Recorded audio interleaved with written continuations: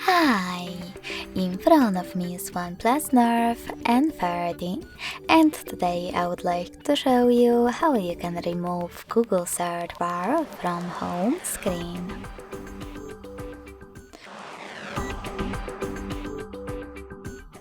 Firstly, you can always just hold your search bar and then click on Remove Widget in the pop-up. Lastly, confirm your choice in the other one.